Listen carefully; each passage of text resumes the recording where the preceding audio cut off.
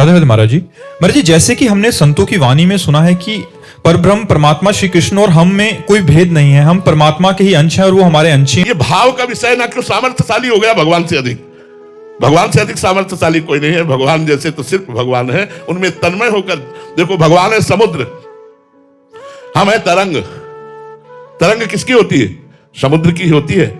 लेकिन जब तक उसमें वायु विकार है तब तक आप उसे समुद्र नहीं कह सकते, उसे तरंग कहेंगे।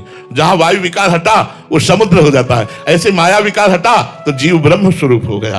ब्रह्मविद ब्रह्म ही भवति। तो ऐसी बात समझो। इसलिए भगवान के चरणों का रहस्य जानने वाले सनक सनंदन सनातन सनत कुमार ब्रह्मबोध ज्ञान होने पर भी हरीश शरणम हरीश शरणम हरीश शरणम ऐसा जपते रहते हैं। भगवान के समान तो भैया सिर्फ भगवान है।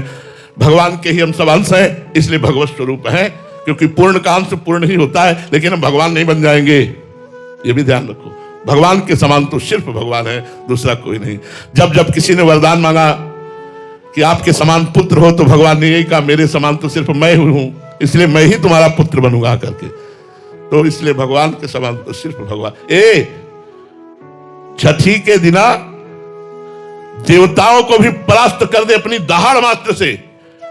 6 कोस का जिसका शरीर था, ऐसी पूतना को छठी के दिन लगा दिया सरकार ने।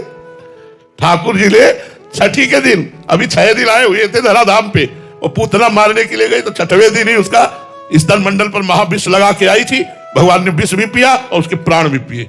भगवान के समान तो भगवान। तृणावर्त, बकासुर, अघासुर, कंस, चाणूर, मुष्टिक, केशी, प्रलंबासुर, धेनुकासुर, ऐसे महाबलियों को भगवान ने खेल खेल में ऐसे मसल डाला। भगवान के समान तो सिर्फ भगवान ही है।